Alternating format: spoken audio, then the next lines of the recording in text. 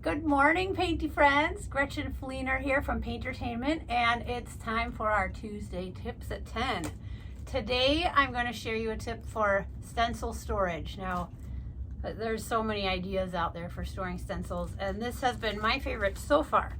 I cannot claim to have come up with this myself. I got this idea from my fabulous, talented friend, Tina Carroll. And what she does, and what I now do, is I store my most used stencils in these little photo books, okay? And I find mine at Goodwill. I'm a big thrift shopper. I'm sure you can find them online as well. But what I look for is for the black pages, okay? That way you can really see your stencils pop on the pages. And it's just as easy as picking up your book, flipping through until you find the one you need. You can put little tabs if you want to sort them. What I actually did too is I went into the back of my book. I covered mine in duct tape so you can decorate it.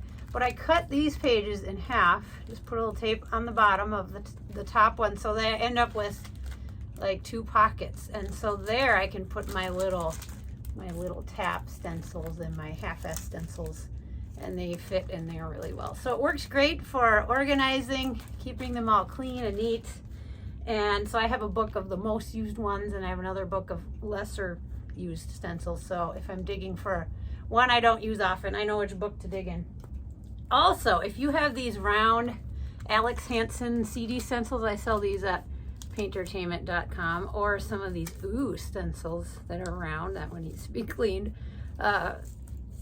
If you can find a CD holder, those are great. The CD stencils are designed to be the size of a CD anyway, so how perfect is that? All my round ones are in this little CD booklet. So I know right away, okay, I'm looking for a round stencil, I grab this book. If it's not a round stencil, I grab this one. So if you're frustrated with how you're organizing your stencils, give this a try. I hope it helps you like it has me. Thanks for watching, and we'll hope to see you next Tuesday for another tip at 10.